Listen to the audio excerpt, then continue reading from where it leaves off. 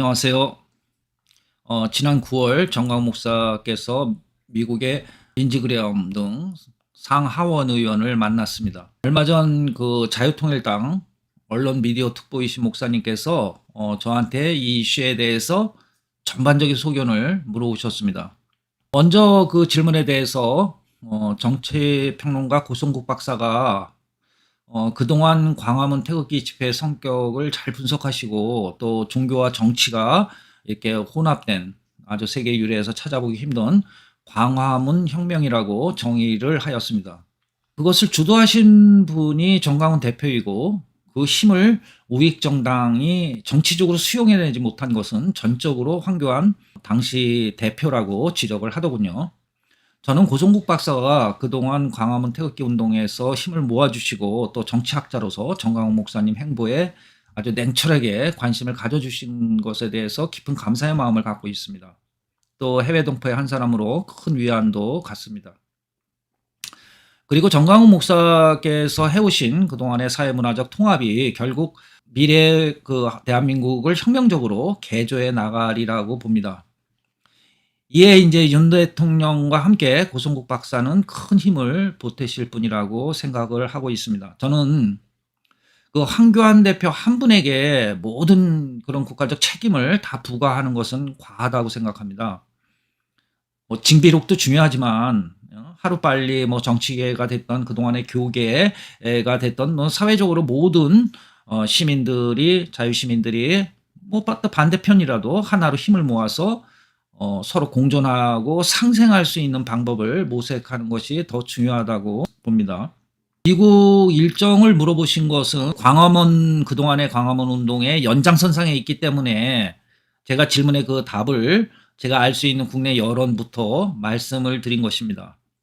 이어서 정광훈 목사님과 린지 그레엄 의원과의 만남을 재미동포의 어떤 다른 어느 언론인에게 질문을 한다 해도 저만큼 그 배경을 답하기는 힘들 것 같습니다. 그동안 광화문 운동의 국내 언론은 이제껏 전부 배관시해왔고 또 미국 내의 한국계 언론이라도 정광훈 목사님과 그러한 방미 일정에 대해서 언론에서 전혀 다루지 않고 있기 때문입니다. 물론 상원의원 간에 워낙 중요한 비중이 있는 분들이기 때문에 엠바고도 있을 테고 그래서 이제 통역 그때 당시에 실무를 맡으셨던 고세진 박사님이 계십니다. 그래서 뉴욕 동포 간담회를 가지셨죠. 그리고 그런 간담회나 최근에 정광훈 목사님이 발표하시는 내용을 보고 제가 말씀을 드릴 수 있습니다.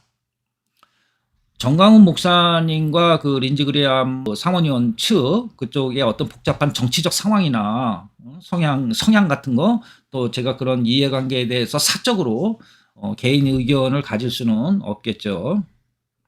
그래서 저는 이 이슈를 한 4가지 관점에서 볼 수 있었습니다. 이는 이제 저에게 그 물어오신 국내의 어떤 의구심이라고 할까? 그 목사님께서 물어보신 건, 또 시점, 타이밍, 그리고 또 발표된 내용, 또 마지막에 그런 국내의 저의 생각, 영향 같은 것들입니다.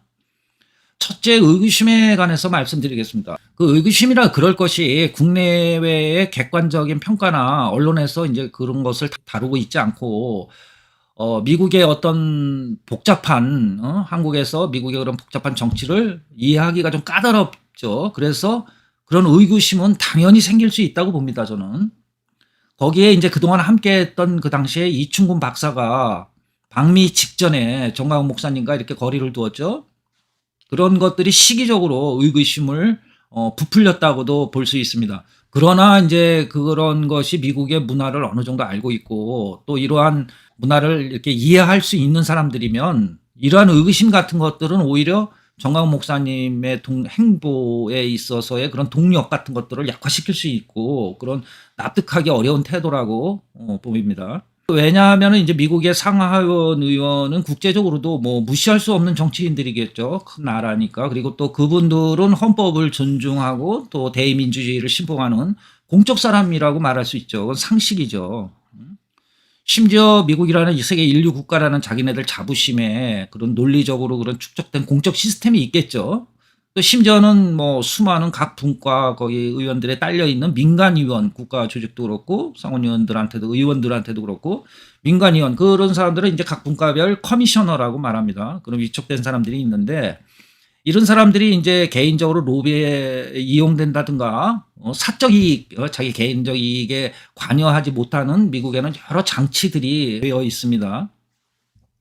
예를 들어서 그게 이제 공적인 일의 로비라도 사적으로 관여된다든가 그 이해 당사자 다른 쪽에서 반대편이나 또는 이해 당사자가 그러한 의원이나 커미셔너 민간의원 이런 사람들 개인한테 묻는 게 아니고 국가를 상대로 법적 책임을 분명히 지게 합니다. 이러한 일들은 물론 완벽할 수는 없지만 그런 미국의 세세한 법규라든지 또 합리적 증거 자료 같은 것들 또 어떤 구조적으로 투명성이 있죠. 경제적인 것도 여러 가지 법적으로 그런 투명성 같은 것은 미국에 있는 사람들 시민들은 쉽게 그냥 수긍하고 준수하고 있습니다. 따라서 저는 이 전 목사님의 행보를 공적으로 신뢰하고 있고 그런 관계에 있어서 신뢰하고 있고 국가이익에 이런 것이 우리 모국의 국가이익에 관여된 일이라면 저는 힘닿는 대로 돕는 것이 자유애국 시민들의 태도라고 생각을 하고 있습니다. 둘째는 이제 이 시점 타이밍입니다. 전 목사님은 작년에 이제 북미 대륙의 그 순회 애국 집회할 때도 강행하시면서 하원 외교위원을 만났죠. 그리고 이제 올해 린지 그레엄 등 상원의원에 만나는 거는 7월에 원래 예정돼 있었습니다. 그러나 지난 7월 27일이죠. 다 아시다시피 평택 미군 기지에서 국내 뭐 좌익뿐 아니라 해외 재미의 좌익 세력 지도부까지 총동원됐었습니다. 그때 한국에 가서. 그래서 이제 걔네들이 그 미군 철거라고 하죠. 걔네들은 철수가 아닙니다. 철거. 그런 폭동을 일으키려고 그런 의도의 인간 띠익기라는 그런 아주 희귀한 일을 그 뭐 국내에 기자회견을 하고 외신 기자까지 프레스센터에서 하고 또 행동강령까지 완전 선전포고까지 포고를 하였습니다. 정강훈 목사님은 따라서 이 방미 계획을 그때 취소하고 평택의 그 미군 기지 쪽하고 좌익 측에 충돌이 되는 것을 진압하였다고 볼 수가 있죠. 우리가 다 모여서. 근데 그 당시에 우익 정치인들은 어느 누구도 함께하지 않았죠. 상당히 유감스러운 일이었습니다. 그래서 이제 정광훈 목사님이 그 이제 약속을 깼기 때문에 평택 집회 영상을 상원의원 쪽 린지 그레엄 의원한테 전화했는데 그것이 이제 린지 그레엄이 보고 이해를 해서 9월 달에 지난 9월에 정광훈 목사님을 정식 이렇게 초청장을 보냈다는 것이 초청했다는 것이 이 이슈의 핵심입니다. 세 번째로 정광훈 목사님이 발표한 내용입니다. 그동안 이제 그 우리 광화문 자유애국 집회가 어떤 우파 결집에 독보적으로 그동안 역사 이래로 찾아보기 힘들게 동력을 확보해서 정권 교체를 이루었죠. 또 윤석열 정부의 어떤 국가적 요새 하고 있는 이념적 재정립이나 한미일 외교 관계를 뒷받침해 왔습니다. 따라서 이제 상원의원들하고 그때 만났을 때 정광훈 목사님 만났을 때 서로 감사하고 또 찬사하고 그러한 공감대를 가졌다라는 것은 저는 뭐 충분히 납득할 수 있는 일이라고 봅니다. 나아가서 이제 린지 그레엄 상원의원이 정광훈 목사님한테 역으로 오히려 11월에 그럼 직접 상원의원들하고 한국에 가서 가칭 이제 광화문 자유 뭐 한미 자유의원들하고 이제 자유통일 포럼 같은 어떤 가치나 무슨 어떤 의견 같은 것이겠죠. 이런 것들을 제안했다고 합니다. 그렇다면은 이후에 이런 정광훈 목사님의 노력이 이런 것들이 잘 정치적으로 수용되고 또 내년 4월에 총선에서 우익 정당이 200석 이상이 뭐 정광훈 목사님 의도대로 확보가 된다면 정광훈 목사님 그 이후에 정치적인 입장하고는 별개로 그런 한미 목회자 심포지움을 뭐 한 3,000명 대규모로 생각을 하시는 것 같아요. 그래서 이제 미국의 정치인들하고 관계된 미국의 목회자 1,000명 정도 하고 그건 뭐 부인들하고도 이렇게 되겠죠. 그리고 이제 여기에 그 미 대륙에 있는 한인 대형교회 목사님들 한 1,000명, 또 한국에 있는 목사님들 1,000명, 그래서 한 3,000명 대규모로 라스베가스 컨벤션으로 이어지기를 희망하고 계십니다. 이거는 이제 어떤 국제적으로 보아도 그렇고 또 동북아시아의 어떤 정치 지형 뭐 이런 것은 물론 미국의 사회문화적인 영향으로도 저는 가볍지 않다고 봅니다. 중요한 일이라고 보죠. 넷째는 이제 마지막으로 이 이슈에 대한 저의 생각이나 영향력 같은 것을 말씀드리겠습니다. 11월에 이제 한미 자유통일 광화문 포럼이 정광훈 목사님과 린지 그레엄 등 이제 비중 있는 상원의원들이 함께 이루어진다면 이는 그 한국의 그 주류 정치권이나 언론이나 이런 것들이 모두 주목할 일이 분명합니다. 또 그동안 이제 정광훈 목사님이 하는 그런 애고 활동이라든지 이런 것에 사사건건 교란을 한 거죠. 그런 기독교계도 뭐 숟가락을 한번 얹을까 그렇게 할 것 같습니다. 특히 이제 우익정당 국민의힘이죠. 총선 공천에 그냥 당 꿈을 꾸고 있죠. 이분들은. 그런데 이분들이 정광훈 목사님의 행보하고 상당히 어떤 힘겨루기가 있지 않겠나라고 예측할 수 있습니다. 윤 대통령이나 소위 기독교 지도부 원로들이 이러한 이슈를 어떻게 해석할지는 저는 잘 모르겠습니다. 이해할 수가 없고. 왜냐하면 저는 그동안 정광훈 목사님이 어떤 태도 그런 게 국가의 위태로움을 봤을 때는 목숨까지 담보로 한 분, 정광훈 목사님까지 그런 분들은 아주 정광훈 목사님 혼자였고 나는 다른 분들을 보지를 못했기 때문에 이런 평가를 가질 수밖에 없습니다. 또 지난 5년 분명 정광훈 목사님께서는 순교 뭐 깜빵도 3번을 다녀오셨죠. 그런 자세, 순교의 자세로 애국자 행보를 이어오셨습니다. 그래서 저는 이러한 이슈가 아니더라도 특히 이제 대형교회 세친 그냥 개꿀에 빠진 교계 지도자 또 지식인 우익 언론 권력 뭐 우익 권력도 마찬가지예요. 조중동도 모두 왜 지금 이 시점에 광화문 태극기 애국 세력의 동력이 갈수록 그렇게 탄압을 해도 갈수록 강해지는가 이런 것을 주목해야 할 것입니다. 그 비중 있는 이제 2023년에 한국의 기독교 분석 리포트라는 것이 있습니다. 여기에 의하면 비종교인이 종교별 호감도를 하는 조사에서 개신교, 기독교는 유감스럽게도 토속신앙이나 무속 있죠. 무당 같은 거, 점 보는 거 이런 거 이게 3.9%인데 기독교가 그걸 조금 상회하는 6.8%에 불과합니다. 그런 것들을 잘 알고 있을 것이고 더군다나 기독교계가 지도자들은 더 잘 알고 있겠죠. 팬데믹 이후 가나안 교회라는 현상이 있죠. 교회 안 나가 이거죠. 저는 가나안 교인이 무슨 말인지 몰랐어요. 그랬더니 제 아내가 안 나가 교회 이 말이라고 그러더라고요. 그리고 또 팬데믹 이후에 교세가 급변됐죠. 교회들이 통계적으로는 제가 뭐 전문가가 아니니까 모르겠고 기독교 목사님이 아니니까 근데 이를 외면하고 개꿀난 뒤에 그냥 거의 대형 교회 차에 앉아서 푹 담겨져 있는 것으로 보입니다. 이런 것들이 목사가 이제 교회에 붙어서 먹고 산다, 뭐 사회의 부정적 이슈를 툭하면 만들어낸다라는 여러 뭐 심지어는 아주 그 성 문제까지도 이런 치욕이 어제 오늘 일이 아니죠.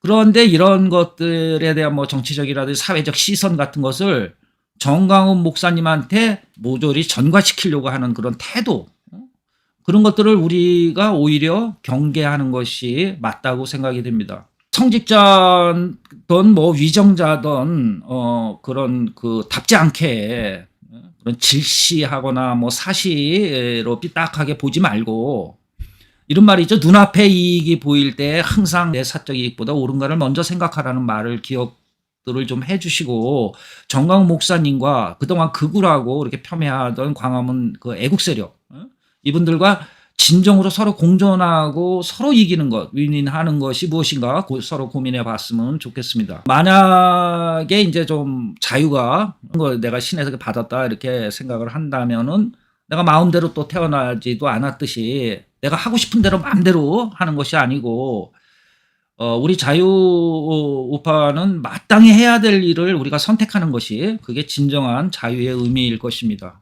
제가 해외 등포 일개 늙은이가 거론하기에는 좀 부담스러운 얘기입니다만 린지 그레엄 의원은 개인적 제가 어떤 성격 같은 걸 사적으로 떠나서 30여 년의 미국 정치의 중심을 지켰다는 것이 분명하죠.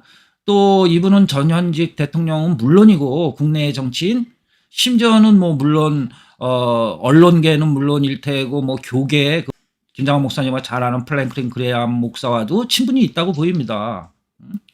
저는 정광훈 목사께서 이번 이슈에 이러한 그 어떤 리스크라고 그럴까요?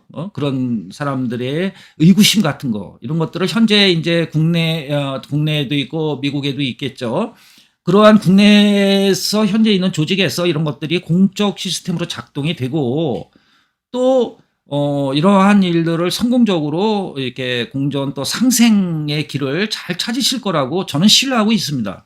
또한 정광훈 목사님 행보에 항상 감사의 마음을 갖고 있습니다. 향후에 내년 총선 이후에 라스베가스 한미 목회자 컨벤션을 내년에 이제 갖겠다라는 거 대규모 정광훈 목사님의 생각은 이제 갇힌 그 11월에 광화문 한미 그 상원의원들하고 자유통일 포럼이라는 것 이런 것들이 잘 정치적으로 수용되고 또 총선에 우익정당 200석이라는 것이 확보되는 것을 이제 가정하는 것이죠. 그래서 가정하기 때문에 내가 이것을 미리 말씀드린다라는 것은 자칫 허망할 수도 있습니다. 그러나 그동안 정광훈 목사님과 함께한 광화문 애국 시민들이 우리들의 그런 각고한 수고를 생각해서라도 꼭 정광훈 목사님의 어떤 표현을 빌자면 미래적 현실이 될 것이라 믿는 것이 희망적이고 또 옳기도 합니다. 모국의 자유 언론인 또 자유 애국 시민들도 저의 마음과 다르지 않을 것이라고 생각이 됩니다. 이러한 일들의 뭐 해외 동포들도 또 미국에 특히 있는 분들도 정광훈 목사님과 함께 할 수 있는 여러 방법을 생각해 볼 수도 있습니다. 우리는 모국의 상황이 어떤 그 위기가 됐던 간에 기회가 됐던 간에 이는 시점을 말하는 것입니다. 미국 동포들은 힘든 그 노동으로 독립자금도 오래전에 보냈죠. 건국 시기에 또 힘들 때 국가 부도의 IMF 때 근무하기도 한 경험이 있습니다. 정광훈 목사의 행보를 역사가 이게 어떻게 기록할지는 저는 이렇게 단정하지는 못합니다. 그러나 정광훈 목사님의 꿈이 곧 우리의 모국의 운명을 결정질 수 있고 국군을 또 윤석열 정부 우리의 모두의 희망적 꿈일 것입니다. 미국 동포들은 작은아마 그런 애국 헌금을 보내는 것도 한 방법일 수 있습니다. 또 문화적 접근으로는 사운드 오브 프리덤 같은 비중 있는 문화 콘텐츠 배급이나 또 정광훈 목사님에 좀 나가서 정광훈 목사님과 어떤 터커 칼슨 요새 인터뷰 같은 것을 예로 들 수 있습니다. 잘 진행이 된다면 그동안의 정광훈 목사님의 활동이 아주 폭발적으로 주목받을 수 있습니다.